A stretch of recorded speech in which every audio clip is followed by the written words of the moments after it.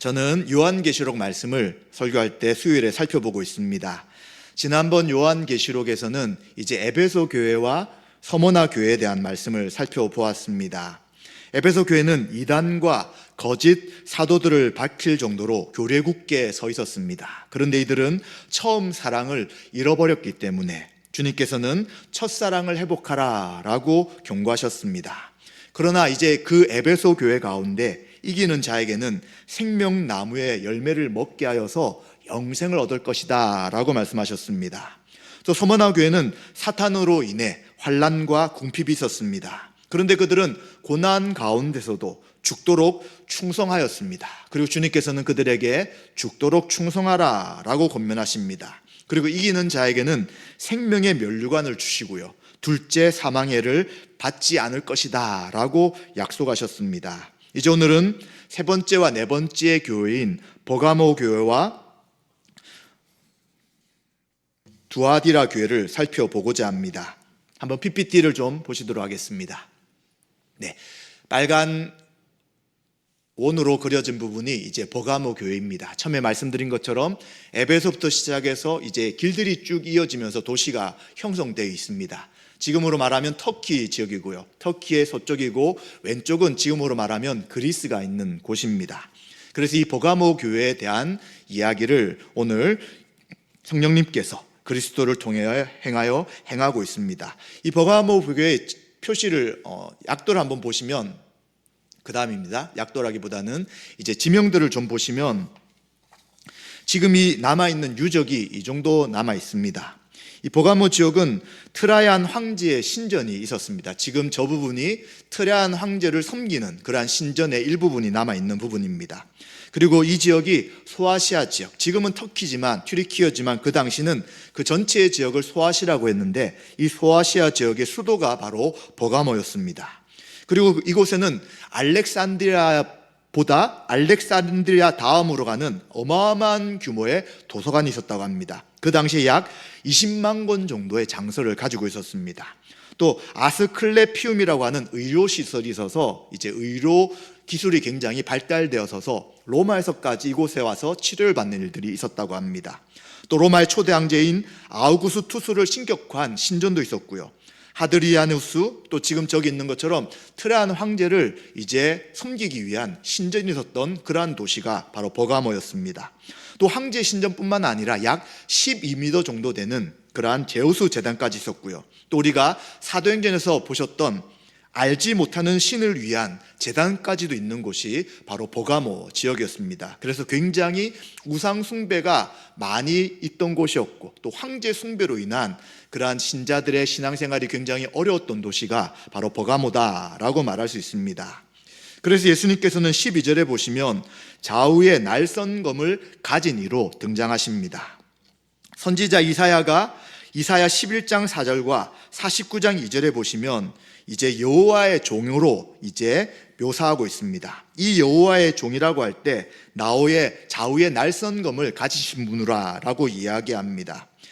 좌우에 날선검을 가졌다고 할 때 그리스도에 대한 이 묘사는 굉장히 위협적인 모습을 가지고 두려움을 가지게 합니다. 지금은 사실 총이나 더 놀라운 무기가 많이 있지만 그 당시는 칼이 가장 가까운 데서 상대방을 공격할 수 있는 무기였다고 할 수 있습니다. 그런데 지금 이야기, 성경에서 말하는 이 칼은 좀 다른 칼입니다. 양날이 있었고요, 그리고 길이가 150m 정도 되는 크기였습니다. 그래서 이 금의 이름을 롬파이아라고 이야기합니다. 사진 한번 보도록 하겠습니다. 지금 이 칼을 들고 있는데 이 정도 크기였습니다. 그런데 이제 찾아보니까 이 칼로 앞에 있는 짐승을 그냥 반으로 자를 수 있는 정도의 굉장히 강력한 힘을 가지고 있는 칼이 바로 저거였습니다. 양쪽에 날이 있고 그리고 날카롭게 하기 때문에 가까이 있는 적들을 그냥 쓰러뜨릴 수 있는 그러한 검이 바로 롬파이어 검이라고 할 수 있습니다. 바로 주님께서는 이제 이 검을 가지고 버가모 교회 앞에 나타나겠다라고 말씀하시는 것이죠. 그럼 주님이 어떤 분이십니까? 심판을 하기 위해 오시는 분임을 말씀해 주고 있습니다. 완전한 권세와 권위를 가진 종말의 심판자가 바로 예수 그리스도다라고 말하고 있습니다. 그렇기 때문에 무엇을 생각해 볼 수 있습니까? 우상 숭배가 많은, 황제를 숭배하고 수많은 신을 섬기는 그곳에서 신앙생활을 하지만 주님이 심판자로서 계시기 때문에 주님만 의지하며 믿음의 삶을 살아가라 라는 것을 이야기해 주고 있습니다. 이들에 대한 칭찬은 13절에 있는 말씀처럼 사단의 권자 앞에서도 믿음을 저버리지 않았다라고 이야기합니다. 처음에 말씀드린 것처럼 우상을 섬기는 신전이 너무 많았기 때문에 주님께서는 그 버가모 지역을 사단의 왕자가, 권자가 있다라고 말씀합니다. 사단의 권자는 왕과 같이 통치권과 영향력을 행사하는데 바로 버가모가 그런 역할을 하는 도시였다는 것을 알게 되는 것입니다. 그런데 이러한 상황 속에서도 주님의 이름을 굳게 잡아서 믿음을 지킨 것에 대해 주님은 칭찬해 주고 있습니다. 그리고 이들은 믿음을 지키되 어떤 상황까지 믿음을 지켰냐면 충성된 증인인 안디바가 순교한 일이 생기게 되었습니다. 한 사람이 이제 황제 숭배를 거부하는 것으로 인하여 죽음을 당했습니다. 그러면 당연히 성도들이 위축되고 신앙생활을 포기할 수 있지만, 그러나 이들은 끝까지 주님을 믿고 의지하며 믿음의 삶을 살아갔던 것이죠. 그래서 사탄의 권세 아래 적대적인 환경 가운데 있었던 이 버가모 지역의 성도들은 그러나 신실하게 주님을 의지하고 믿음을 끝까지 지킨 것에 대해서 주님이 칭찬하고 있는 것입니다. 그런데 이 버가모 교회는 칭찬뿐만 아니라 책망도 받았습니다. 14절과 15절에 보시면 발람의 교훈과 니골라당의 교훈을 지키는 자들이 있다라고 예수님이 책망하십니다. 발람의 교훈은 민수기 25장 1절 2절에 있는 말씀처럼 이제 모압 왕 발락이 발람 선지자를 통해서 이스라엘 백성들을 저주하려고 합니다. 발람은 이제 그 이야기를 듣고 이스라엘 백성들을 저주하기 위해서 가게 되는데 당나귀가 말을 하면서 그가 하는 일들이 잘못된 것들을 경계합니다. 그래서 그는 이제 하나님의 사자로 인해서 하나님의 사자가 자신을 죽이는 것을 발견하고 이제 돌이켜서 도리어 이스라엘 백성들을 축복하게 되었습니다. 그리고 또한 발락 왕은 이것으로 성공하지 못하니까 이제 모압 여인들과 성관계를 맺게 만들고 음행의 죄를 저지르도록 유혹해가지고 이스라엘 백성들을 타락하게 만들었던 사건이 바로 발람이 했던 그 악을 했던 것입니다. 그래서 지금 이 발람의 교훈, 우상 숭배를 하고 또 우상 숭배와 함께 행음하는 일들을 이제 하도록 허용하는 이런 잘못된 것을 따르는 자가 있다는 것입니다.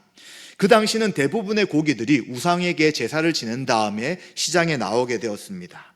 그리고 또한 이제 이러한 것을 사서 사람들이 같이 먹게 되는데 버가모 교회는 무엇이 문제였냐면 이교도 신에게 바쳐진 신전 안에서 종교적인 식사에 참여하는 것이 문제였습니다. 그냥 시장에서 묻지 않고 사 먹는 정도가 아니라 그 신전에 들어가서 예전에 믿기 전에는 그것이 너무 당연한 것이기 때문에 그곳에 들어가서 제사도 지내고 음식도 먹는 것입니다. 그런데 그 고대 신전에서 드리는 제사들은 항상 성적인 관계가 일어나는 것이죠. 음행하고 우상 숭배하는데도 불구하고 괜찮다라고 이야기했던 자들이 발람의 교훈을 따르는 자들이었습니다. 그렇기 때문에 이것은 교회를 넘어뜨리는 행위이기 때문에 주님은 날카로운 양날칼인 롬파이어를 들고 계시면서 즉시 일에 대해서 회개하고 돌이킬 것을 경고하고 있는 것입니다. 그래서 16절에 보시면 권면하시는 것이죠. 회개하라 라고 권면합니다. 발람의 교훈과 또 니글라당도 마찬가지로 우상의 재물을 먹도록 유혹하는 그런 것들을 받아들이지 말고 회개할 것을 요청하고 있습니다. 만약 회개하지 않으면 주님의 입의 검으로 그들과 싸우시겠다라고 말씀합니다.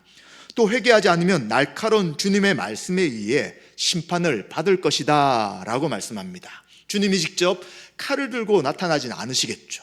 그러나 선포되는 말씀이 양날의 검처럼 강력하여서 이제 그들의 심령을 찔러 쪼개며 무엇이 잘못이며 무엇이 하나님 앞에 회개할 것인지를 주님이 직접 싸우시겠다라고 말씀하고 있는 것입니다. 그래서 이것은 바로 예수님께서 전하실 심판의 말씀을 비유하는 것임을 우리는 알게 되는 것입니다. 따라서 이러한 말씀을 듣고 있는 우상을 숭배하고 또 그 우상의 제단에 들어가서 아무렇지도 않게 생각하는 일부의 성도들은 이 말씀을 들을 때 즉시 돌이켜야 되는 것이죠. 이것은 그냥 계속 할 문제가 아닌 것입니다. 주님께서 죄라고 분명히 지적하시기 때문에 그것을 멈춰야 되는 것이고요. 그리고 이러한 죄에 대해서 예전에 했으니까 괜찮다라고 하는 것이 아니라 그것을 미워하고 그 죄를 지었을 때 즉시 돌이키며 또 날마다 조심함을 통하여 그 사단을 숭배하며 우상을 섬기는 이 일에 이제 빠지지 않도록 해야 된다는 것을 말씀해 주고 있는 것입니다. 그렇다면 이러한 우상을 섬기지 않고 주님을 끝까지 충성스럽게 믿는 자에게 어떤 약속을 하십니까? 17절에 보시면 감추었던 만나를 주신다고 말씀합니다. 그리고 또한 흰돌을 주신다고 말씀합니다. 이 감췄던 만나는 유대인들이 기록에 의하면, 성경에는 없지만 유대인들이 계속해서 전달시키는 그러한 전승에 의하면 메시아가 오시면 이 감추었던 만나를 가지고 하나님 나라의 잔치를 맛보게 하실 것이다 라는 기록들이 있는 것입니다. 그래서 이 감추었던 만나는 하나님 나라의 잔치에 참여하는 그 영광의 자리에 인도하실 것이다 라고 말씀해 주는 것입니다. 흰돌은 그 위에 새 이름을 주실 것이다 라고 말합니다. 그리고 이름은 받는 자만이 알 수 있는 것이죠. 그 당시는 흰돌이 무엇에 쓰여지게 되냐면 잔치를 하게 되고 그 잔치에 초대장으로 할 때 이 흰돌을 사용했다고 합니다. 그래서 이 흰돌을 가지고 있는 자들만이 잔치에 들어가게 되는 것이죠. 또 이 흰돌은 그 당시 재판을 할 때 무죄를 선고할 때 흰돌을 사용했다고 합니다. 그렇기 때문에 이제 교회가 흰돌을 받는다는 것은 하나님 앞에 의롭다함을 받아 최종적 구원에 이를 것이기 때문에 예수 그리스도를 믿는 믿음과 또 하나님 나라의 잔치에 들어갈 것을 확신시켜 주시는 말씀이라고 할 수 있는 것입니다. 우상에 짝하지 않고 또 그 황제 숭배와 여러 가지 박해와 어려움이 있을지라도 순교일이 있을지라도 끝까지 주님을 믿는 믿음을 저버리지 말라라고 말씀해 주는 것입니다. 그렇다면 만약 우리가 이러한 버가모 지옥에 살고 있었다면 어떻게 우리가 죄와 음행의 죄를 이길 수 있었을까요? 우상을 섬기는 것은 그 당시 전체 사회가 다 아는 것이었습니다. 황제와 또 여러 우상을 섬기라고 이야기하고 있는 그곳에서 어떻게 우리가 우상을 버릴 수 있습니까? 또 늘 일상적으로 해왔던 그 일들을 죄가 아니라고 생각했지만 이제 예수 그리스도를 믿은 다음에 죄가 된다면 어떻게 그것을 멈출 수 있습니까? 우리는 그리스도 안에 연합된 성도들로서 우리 안에 계신 성령님께서 죄가 무엇인지 또 죄가 아닌지를 분명히 우리에게 알려주실 것입니다. 그렇기 때문에 이제 우리는 신앙에 타협을 하지 않아야 되는 것이죠. 타협한다면 박해는 없을 것이고 타협한다면 그 버가모 지역에서 충분히 잘 살 수 있을 것입니다. 그러나 타협하는 것은 하나님의 뜻이 아니고 주님이 우리를 위해 죽으신 그 은혜에 행하는 것이 아니기에 타협하지 않고 끝까지 고난과 박해가 있을지라도 믿음의 삶을 지켜가야 된다는 것을 우리는 버가모 교회 하신 예수의 말씀을 통해서 생각해 볼 수 있는 것입니다. 이제 우리는 두 번째 두아디라 교회를 좀 생각해 보고자 합니다. PPT 한번 보여주십시오. 두아디라는 버가모 바로 아래쪽에 있습니다. 이쪽도 길들이 이어지기 때문에 그 길 중심 지역들에 이제 도시가 세워졌습니다. 이 도시에도 사도 바울과 또 여러 전도자들 통하여 복음이 증거되게 되었고 이제 두아디라 교회가 저곳에 세워지게 되었습니다. 이 지역도 마찬가지로 우상 숭배에 대한 문제가 굉장히 강했고 또 이제 교회는 이 우상 숭배에 대한 문제, 다르게 한다면 세속화, 세상에 속해서 살아가려고 하는 것과 싸움이 있었던 교회가 바로 두아디라 교회라고 할 수 있습니다. 그 다음 페이지입니다. 이것도 그 당시의 유적이라고 할 수 있습니다. 많은 유적이 남지 않고 이제 이런 유적들이 남아있는 그러한 부분입니다. 이제 16절에 18절에 보시면 그리스도가 어떻게 나타나시냐면 하나님의 아들, 또 발이 빛난 주석, 눈이 불꽃 같아 라고 표현해 주고 있습니다. 계시록 1장에는 나오지 않는 표현이 지금 이 두아디라 교회에 나타난 예수님이 표현해 주고 있습니다. 두아디라는 누가 수호신이었냐면 제우스의 아들 아폴로가 그들의 수호신이라고 생각했습니다. 그래서 그들은 제우스가 전체 신이라고 생각하고 그의 아들이 아폴로이기 때문에 바로 하나님의 아들이라고 한다면 예수 그리스도가 바로 참된 하나님의 아들인 것을 이야기하는 것이죠. 그들이 섬기는 아폴로 신이 이 모든 도시를 그리고 이 세계를 수호하는 것이 아니라 바로 예수 그리스도께서 참된 하나님이시며 하나님이 우리를 보호하시고 지키신다는 것을 보여주고 있는 것입니다. 그리고 시편 2편에는 하나님과 그분의 백성을 대적할 계략을 꾸민 자들을 심판하는 분이 바로 그리스도시다라고 말씀하는 것이죠. 높아진 우상들, 하나님을 따르지 않는 그 모든 것들을 주님은 반드시 심판하실 것이다 라고 말씀하시기 때문에 발은 빛난 주석으로 강력한 모습을 보여주고 눈은 불꽃 같아서 사람의 모든 것들을 판단하시고 심판하신 분으로 예수님이 묘사되고 있는 것입니다. 이것은 또한 다니엘서 10장 말씀과 같은 것입니다. 불꽃 같은 눈으로 정확하게 보시고 판단하시는 분이 바로 예수 그리스도시라는 것입니다. 이곳에는 이세벨이라고 칭하는 자칭 거짓 교사가 있었습니다. 또 우상 숭배에 빠지도록 허용하고 가르치는 잘못된 악한 지도자들이 있었습니다. 하나님은 반드시 이 악한 자들을 심판하실 것이다 라고 말씀해 주는 것이죠.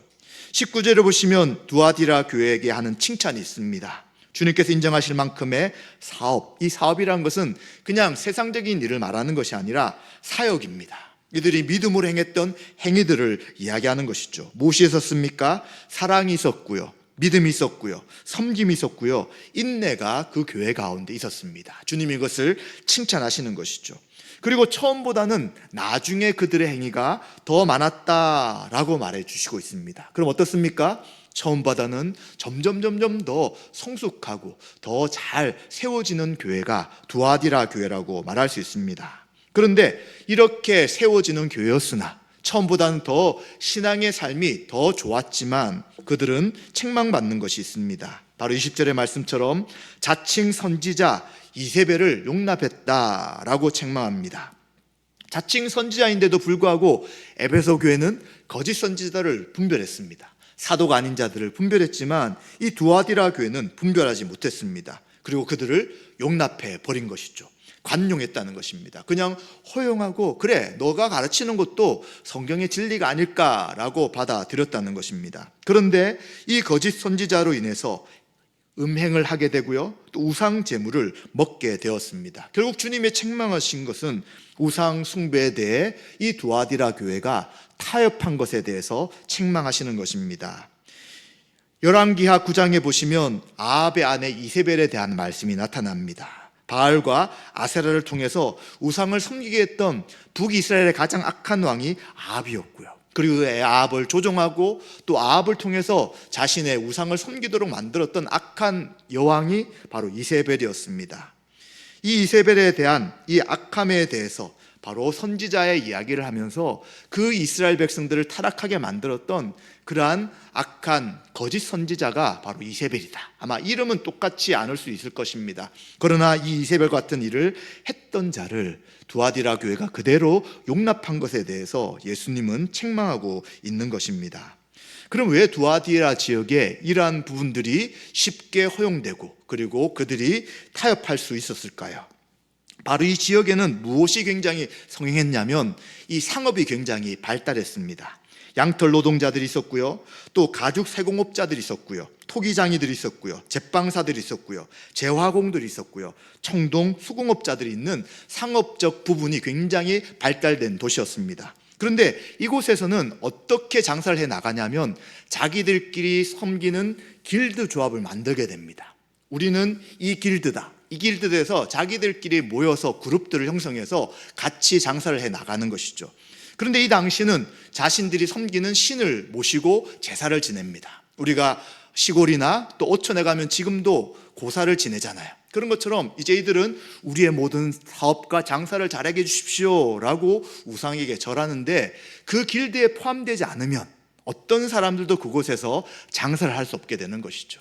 그렇기 때문에 이제 이 길드에 만약에 성도들이 들어갔다면 그들은 함께 모여서 정기적인 식사를 합니다. 그런데 이 식사는 어떤 식사일까요?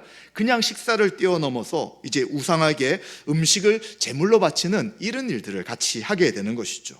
그리고 마찬가지로 이제 제단에 들어가게 되면 또 성적인 음행을 하는 것이 그 당시 문화였던 것입니다.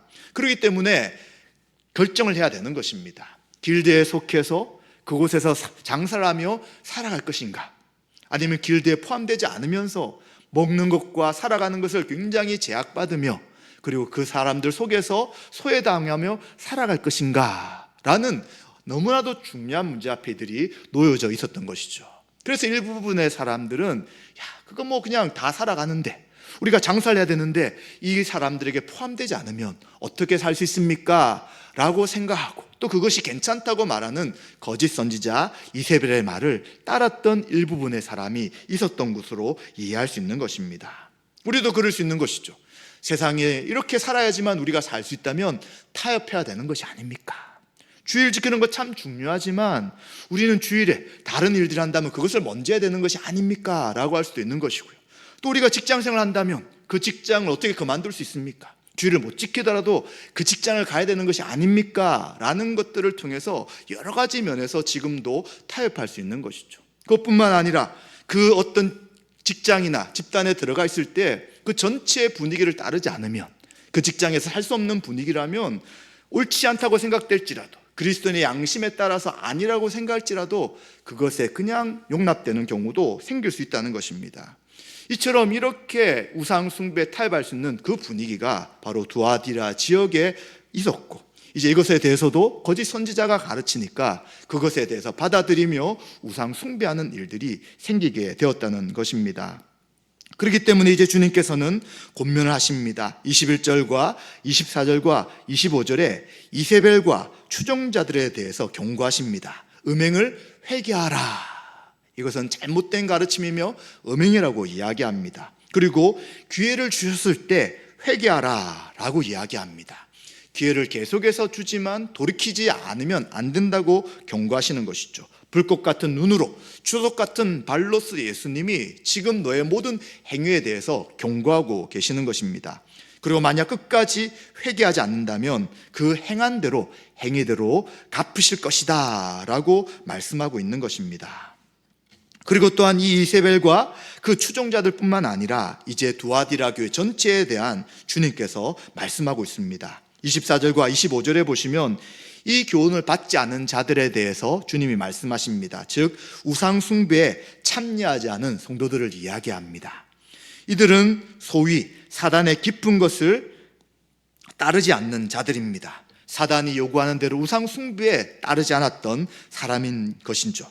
그렇기 때문에 그들에게는 다른 짐을 지울 것이 없다, 주님이 이야기하십니다. 그렇죠. 지금은 이들은 길드 조합이라는 곳에 참여하지 않기 때문에 경제적으로 굉장한 피해와 어려움을 당하고 있습니다.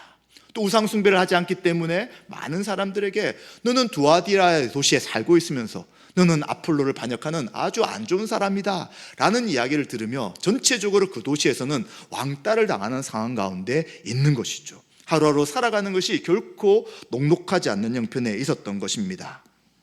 그렇기 때문에 주님께서는 다른 것을 요구하시는 것이 아니라 지금 내게 있는 것을 내가 올 때까지 굳게 잡으라 라고 말씀합니다. 우상을 숭배하지 않고 길드에 포함되지 않으며 수많은 고난이 있을지라도 주님을 믿고 있는 이 믿음을 주님 오실 때까지 끝까지 유지하고 붙잡으라 라고 말씀해 주고 있는 것입니다. 이제 주님께서는 이러한 말씀을 지키는 자들에게 결과, 약속을 해주십니다. 먼저는 부정적 결과입니다. 바로 이세벨과 같은 자와 또 이세벨에 의해서 그를 따르는 자에 대한 경고를 하시는 것이죠. 이세벨은 침상에 던질 것이다 라고 말씀합니다. 이 침상이란 것은 식사하는 긴 장의자를 이야기합니다. 이제 이들은 이곳에서 식사를 하면서 또 음행을 하는 장소가 바로 긴 장의자였습니다. 그런데 이 장의자가 이제는 병상이 될 것이다 라고 경고합니다. 너가 거기서 먹고 마시며 음행을 저질렀느냐? 이제 거기서 너는 아파 들어 누울 것이다 라고 이야기합니다. 또한 그녀를 따르면서 함께 세상을 사랑하는 자들도 큰 환난과 죽임을 당할 것이다 라고 말씀하십니다. 사망으로 인해 그의 자녀들을 죽일 것일 뿐만 아니라 구약의 이세벨과 그의 모든 가족들이 하나님의 심판을 받아 죽었던 것과 마찬가지로 회개하지 않고 돌이키지 않는 그들과 그의 가족들에게 주님이 반드시 심판하실 것을 경고하고 있는 것입니다. 그러면서 이러한 심판을 통해 주님은 무엇을 알게 하시냐면 모든 교회가 나는 사람의 뜻과 마음을 살피는 자인 줄을 알 것이다 라고 말씀하고 있습니다. 그렇죠. 우리가 무엇을 하는지 주님이 우리의 마음과 생각을 다 아신다면 우린 항상 하나님 앞에서 두려움 가운데 믿음의 삶을 살아가는 것이죠. 사람은 속일 수 있어도 하나님은 결코 속일 수 없기 때문입니다. 그런데 주님께서 그들이 행했던 그 모든 행위들을 보시고 그 행위대로 심판하신다고 분명하게 경고하고 있는 것이죠. 그러면 이제 끝까지 주님을 의지하며 길드에 속하지도 않으며 재정적인 어려움과 여러 가지 많은 고난 가운데 믿음을 지키는 자들에게는 무엇을 약속하시겠습니까? 바로 26절과 29절에 보시면 만국을 다스리는 권세를 줄 것이다 라고 말씀합니다. 시편 2편 9절에 보시면 예수 그리스도가 메시아로 통치하시는 방식이 철장 권세로 만국을 다스린다 라고 말씀합니다. 이 철장은 쇠지팡이를 말합니다. 목자들이 가지고 있는 쇠지팡이인데 돌을 부서뜨리는 그러한 지팡이라고 할 수 있습니다. 그리고 이 지팡이를 통해서 그들을 다스리고 질그릇 깨트린 것과 같이 할 것이다 라고 말합니다. 지금은 우상 숭배한 이세벨 같은 자들로 인해서 교회 안에서 여러 가지 어려움을 당하고 또 두아디아 도시에서도 너 같은 사람이 왜 이곳에 남아있느냐라고 하면서 아폴로의 반역자다라는 이야기를 듣고 있지만 이들은 실제로는 그 도시와 그리고 그 교회의 지도자들로서 그들을 다스리는 역할을 하는 자로 세울 것이다 라고 말하는 것이죠. 지금 당장은 피해를 받고 또 그 사회에서 살아가기가 어려우나 주님은 이제 그들을 세우셔서 이제 그들을 통하여 그 잘못된 모든 것들을 다스리게 하실 것을 이야기해 주는 것입니다. 바로 예수님도 하나님 아버지께 받은 것이 철장 권세로 다스리는 권세였다고 이야기합니다. 또 주님은 두 번째로 새벽별을 주리라 라고 말씀합니다. 메시아적 통치에 대한 다른 표현이 바로 새벽별이라고 할 수 있습니다. 권세와 통치의 표시가 되는 것입니다. 예수님의 메시아 통치 사역에 함께 교회가 참여하고 동참한다는 것을 말해주고 있습니다.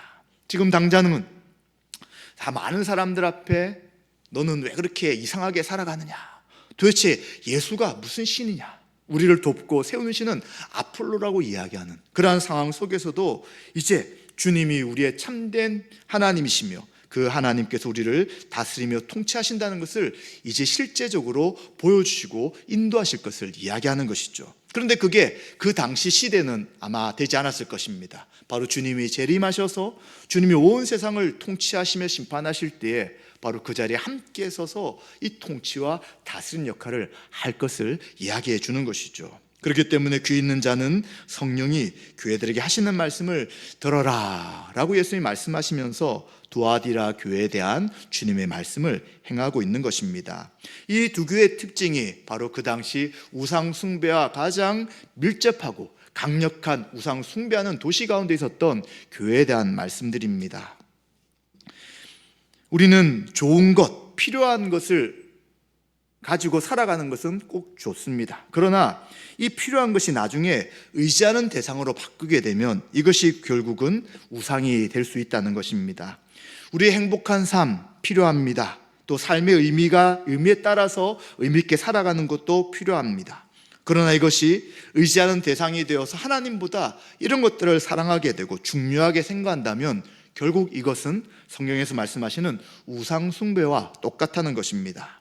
지금 우상 숭배하는 것이 무엇입니까? 지금 세상은 자기 자아를 굉장히 소중하게 생각하라고 이야기합니다. 그래서 어떤 문제가 생길 때마다 항상 나의 자존심, 나에게 함부로 이야기했어, 나에게 이러쿵저러쿵 했다고 이야기하며 자기 자신을 굉장히 사랑하는 시대를 살아갑니다. 또 공부나 일이나 가족이나 자녀나 돈이나 자신의 목표, 또 물건에 대한 가치, 이런 것들을 굉장히 중요하게 생각합니다. 이제 이것이 더 중요하게 되어서 의지하는 대상으로까지 확대되어 나가고 있는 시대인 것이죠. 이것이 바로 성경에서 말씀하시는 이 두아디라 지역에 그리고 또 서머나 지역에 있었던 그러한 우상 숭배와 마찬가지의 버가모 교회의 모습과 마찬가지의 우상 숭배라고 할 수 있는 것입니다. 하나님에게 향하여야 할 열정과 헌신과 그 좋은 것을 쏟지 않고 그리고 이 땅에 있다가 사라지고 없어지는 것에 헌신과 열정과 모든 것들을 따라 살아가게 된다면 그것이 성경에서 말씀하시는 우상 숭배다라고 말하는 것입니다. 그렇다면 성도는 어떻게 살아가야 합니까? 성도는 우리 아버지 되신 하나님이 우리의 모든 필요를 채우신다고 말씀하고 있습니다. 의식주에 대한 모든 필요를 하나님이 채우시기 때문에 우리는 이 땅에서 먹고 입고 살아가는 것을 의지하며 살아가지 않는다는 것이죠. 또 우리는 죄에 대한 용서를 받은 성도이기에 다른 사람들의 죄를 용서하며 그들을 용납하며 살아가는 것입니다. 또 이 세상의 주인이 우리가 아니기에, 또 우리의 인생의 주인은 주님이시기에 주님이 우리 인생의 주인인 것을 인정하며 날마다 믿음을 따라 살아가게 되는 것입니다.